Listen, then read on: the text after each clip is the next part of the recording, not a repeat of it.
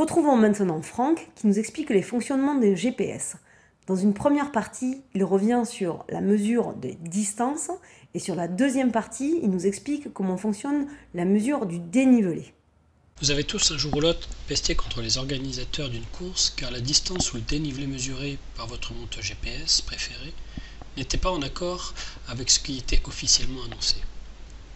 Si ce n'est pas le cas, les forums spécialisés ou en lien avec une course regorgent de telles discussions pouvant s'avérer très virulentes. Qui a tort? Qui a raison? À cette question, je donnerai la réponse suivante. Les deux parties ont raison et tort à la fois. Ce qui est important est de savoir quel est le degré de précision que nous pouvons obtenir aussi bien sur les mesures de distance que d'altitude. Comme dans toute mesure expérimentale, il est important d'obtenir une valeur, mais connaître l'incertitude associée est tout aussi important. C'est ce que nous allons essayer d'entrevoir dans la capsule vidéo suivante. L'objectif de cette partie n'est pas de vous donner un cours exhaustif sur le fonctionnement des GPS. Le problème est complexe et nécessiterait plusieurs heures pour le traiter intégralement. Nous souhaitons juste donner quelques éléments de base et quelques pistes de réflexion afin de nous détacher des valeurs mesurées par nos appareils ou de relativiser les distances et dénivelés annoncés par les organisateurs de courses. Une question majeure qui préoccupe à juste titre les pratiquants de course à pied est de savoir quelle distance ils vont devoir parcourir ou quelle distance ils ont parcouru.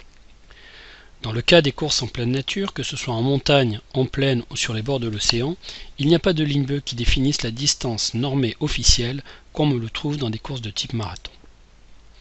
Lorsque nous observons les données obtenues pour certaines courses, le constat est parfois sans appel, comme on peut le constater sur ce tableau. Selon les courses considérées, l'erreur peut être plus ou moins importante et peut affecter soit la distance, soit le dénivelé, soit les deux. Dans les exemples fournis, les différences en termes de distance sont de l'ordre du kilomètre, alors que dans le cas du dénivelé, cette différence peut atteindre plusieurs centaines de mètres. Dans certains cas, cette disparité entre valeurs mesurées et données officielles peut devenir catastrophique et va dépendre de l'appareil de mesure utilisé, mais aussi de l'application de traitement employé a posteriori. Dans ce deuxième tableau, les caractéristiques de l'ultra-transobraque mesuré par Maria au cours de l'épreuve montrent une très grande disparité en fonction du traitement apporté à la trace. La différence de dénivelé peut atteindre les 700 mètres, ce qui n'est pas négligeable en fin de course. L'erreur minimale sur la distance est de 4 km, entre 20 minutes et 1 heure de course supplémentaire selon les niveaux, et peut atteindre 20 km, ce qui devient plus que suspicieux. Afin de comprendre d'où viennent ces différences, nous allons voir comment fonctionne un GPS et appréhender les sources d'erreurs inhérentes à ce type d'appareil de mesure. Le GPS, ou Global Positioning System, est un système de positionnement par satellite conçu par le département de la Défense des États-Unis d'Amérique. Il apporte aussi le nom de Navstar. Sa mise en service remonte à la fin des années 80 et son utilisation pour des applications non militaires date de 1994. On connaît tous son utilité pour la mesure précise d'une position, mais on ne suspecte pas forcément son utilité pour la mesure du temps avec une très grande précision. L'importance de cette dernière caractéristique, qui peut paraître anecdotique, sera précisée ultérieurement.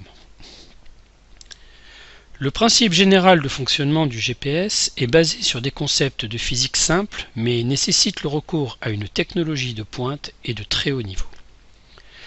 D'un point de vue purement opérationnel, la localisation précise d'un récepteur GPS nécessite à la fois l'utilisation d'au moins 4 satellites et une parfaite synchronisation des horloges des satellites et du récepteur. Afin d'assurer cette visibilité, le système GPS est constitué de 24 satellites positionnés sur 6 plans orbitaux différents, soit 4 satellites par plan orbital. Cette configuration assure à tout récepteur situé à la surface du globe la réception des signaux émis par au moins 4 satellites.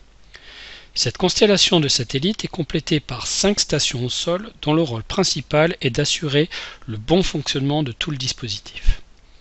Ces stations suivent les satellites en permanence, permettent de corriger les trajectoires si besoin et fournissent le temps de référence. La détermination de la position du récepteur GPS est basée sur le principe de la triangulation. À intervalles de temps réguliers, Les satellites de la constellation émettent des signaux radio. L'onde électromagnétique émise par chaque satellite voyageant à la vitesse de la lumière, un récepteur peut déterminer le temps mis par cette onde pour l'atteindre. Un tel récepteur va donc se situer sur une sphère centrée sur le satellite.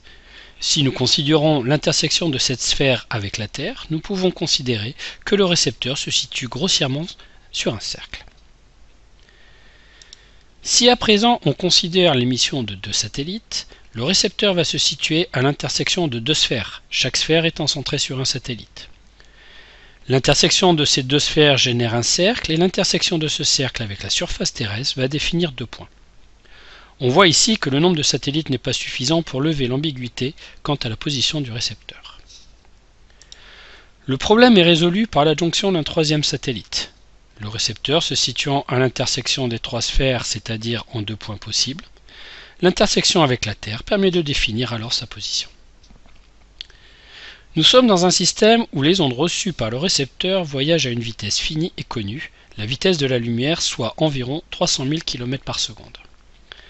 Un récepteur reçoit donc ces informations plus ou moins décalées dans le temps en fonction de sa distance par rapport à chaque satellite. La synthèse des données reçues permet ensuite au récepteur de calculer sa position par rapport au satellite et de déterminer sa propre position sur la surface de la Terre, ainsi que son altitude, comme nous le verrons dans la capsule vidéo suivante. Le moindre retard dans la réception des signaux peut avoir un effet désastreux sur la mesure. Une microseconde de décalage va engendrer une différence de 300 mètres. C'est pourquoi une précision de l'ordre de la nanoseconde est requise et nécessite l'utilisation d'horloges atomiques se situant au sein des satellites. Les horloges se situant au niveau des récepteurs GPS ne sont pas assez précises pour être utilisables pour une mesure précise du positionnement.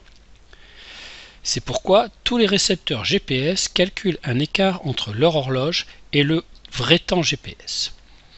Ceci explique le fait qu'un récepteur GPS a besoin d'au moins un quatrième satellite pour résoudre un problème comportant en fait quatre inconnus, le temps et les trois axes de la position. En pratique, les récepteurs courants utilisent entre 4 et 12 satellites en moyenne. Si la connaissance précise de la position du récepteur est requise, comme dans toute mesure physique, l'erreur sur cette position est un paramètre absolument fondamental.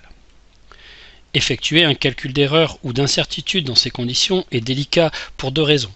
Premièrement, le nombre de facteurs pouvant induire une erreur de mesure de la position est important. Deuxièmement, l'incertitude liée à chacun de ces facteurs peut varier au cours du temps et n'est donc pas maîtrisée. Donc, au cours du temps, la précision sur la position n'est pas constante et peut varier de manière significative. En moyenne, les récepteurs GPS que nous utilisons en course ou en randonnée ont une précision variant entre 3 et 8 mètres, précision légèrement dégradée par rapport à l'utilisation militaire des GPS. D'autres techniques permettent d'atteindre des précisions inférieures au mètre et une très grande précision peut être obtenue après un post-traitement informatique. Dans ce dernier cas, la précision est de l'ordre de quelques centimètres. Le tableau précédent donnait une précision moyenne ne tenant pas compte des perturbations les plus importantes. En effet, pour avoir un comportement optimum de cet appareil de mesure, il faut le plus possible être dans des milieux découverts.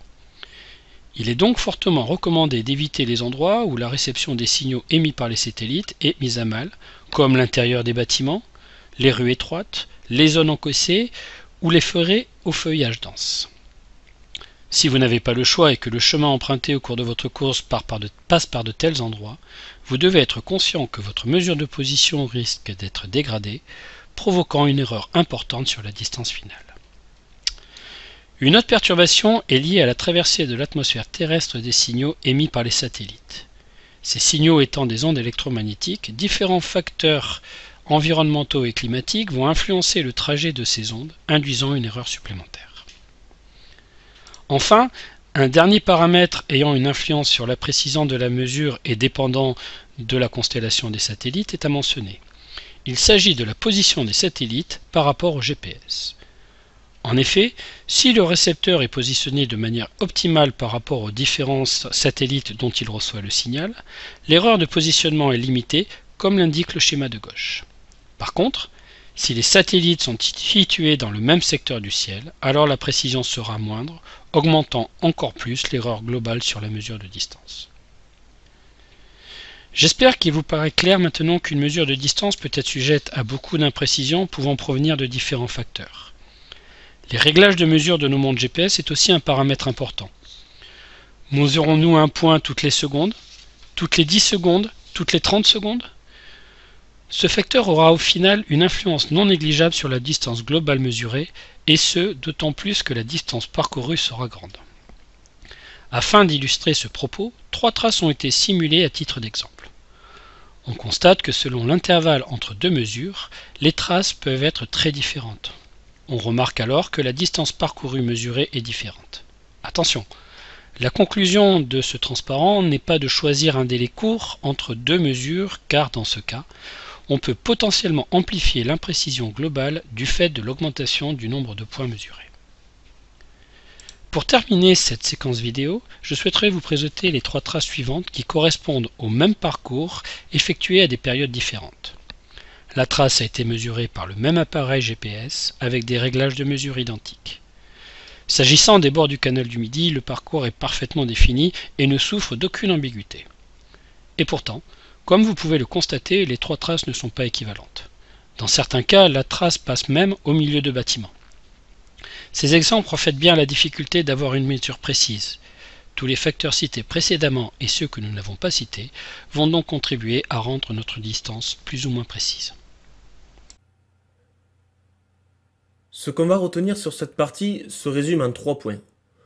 Les récepteurs GPS permettent de mesurer des distances grâce à l'usage d'au moins 4 satellites. La précision de la mesure dépend de plusieurs paramètres, d'ordre technologique, climatologique et environnemental. Cette imprécision peut provoquer des erreurs de mesure de plusieurs mètres.